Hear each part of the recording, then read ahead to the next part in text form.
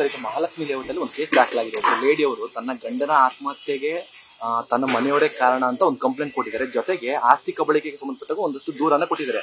ಆದ್ರೆ Mahalakshmi layout police station ಅಲ್ಲಿರುವ ಪೊಲೀಸರು ಯಾರು ಕೂಡ ಆ ಆರೋಪಿಗಳನ್ನ ಅರೆಸ್ಟ್ ಮಾಡ್ತಿಲ್ಲ. FIR ದಾಖಲಾದ್ರೂ ಕೂಡ ಆ ಮಹಿಳೆ ಯಾಕೆ ಈ ತರ ನನಗೆ ಅನ್ಯಾಯ ಆಗ್ತಾ ಇದೆ ಅಂತ ಮಾಧ್ಯಮದ ಮುಂದೆ ಅಳಲು ತೋರ್ಕೋತಾ ಇದ್ದಾರೆ. ಪವಿತ್ರ ಅನ್ನೋ ಒಂದು ನಾನು ವಿಚಾರ ಮಾಡ್ತೀನಿ, ನಮ್ಮ ಕಮಿಷನರ್ಗೆ ಸೂಚನೆ ಕೊಡ್ತೀನಿ. ಆ ಕೇಸ್ ಏನಿದೆ ಅಂತ ನೋಡಿ ಕ್ರಮ ತಗೊಳ್ಳಿ ಅಂತ ಹೇಳಿ ಅವರಿಗೆ ಸೂಚನೆ ಕೊಡ್ತೀನಿ. ಸರ್, ಈಗ ಮಹಾಲಕ್ಷ್ಮಿ ಲೇಔಟ್ ಅಲ್ಲಿ ಒಂದು ಕೇಸ್ ದಾಖಲಾಗಿದೆ. ಒಬ್ಬ ಲೇಡಿ ಅವರು ತನ್ನ ಗಂಡನ ಆತ್ಮಹತ್ಯೆಗೆ ತನ್ನ ಮನೆಯವರೇ ಕಾರಣ ಅಂತ ಒಂದು ಕಂಪ್ಲೇಂಟ್ ಕೊಟ್ಟಿದ್ದಾರೆ. ಜೊತೆಗೆ ಆಸ್ತಿ ಕಬಳಿಕೆಗೆ ಸಂಬಂಧಪಟ್ಟಾಗ ಒಂದಷ್ಟು ದೂರನ್ನ ಕೊಟ್ಟಿದ್ದಾರೆ. ಆದ್ರೆ ಮಹಾಲಕ್ಷ್ಮಿ ಲೇಔಟ್ ಪೊಲೀಸ್ ಸ್ಟೇಷನ್ ಅಲ್ಲಿರುವ ಪೊಲೀಸರು ಯಾರು ಕೂಡ ಆ ಆರೋಪಿಗಳನ್ನ ಅರೆಸ್ಟ್ ಮಾಡ್ತಿಲ್ಲ. FIR ದಾಖಲಾದ್ರೂ ಕೂಡ ಆ ಮಹಿಳೆ ಯಾಕೆ ಈ ತರ ನನಗೆ ಅನ್ಯಾಯ ಆಗ್ತಾ ಇದೆ ಅಂತ ಮಾಧ್ಯಮದ ಮುಂದೆ ಅಳಲು ತೋರ್ಕೋತಾ ಇದ್ದಾರೆ.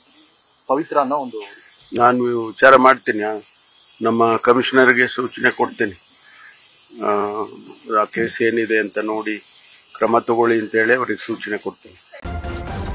ನ್ಯೂಸ್ ಫಸ್ಟ್, ನಿರ್ಭೀತಿಯಿಂದ ನಿಮ್ಮ ಪರವಾಗಿ.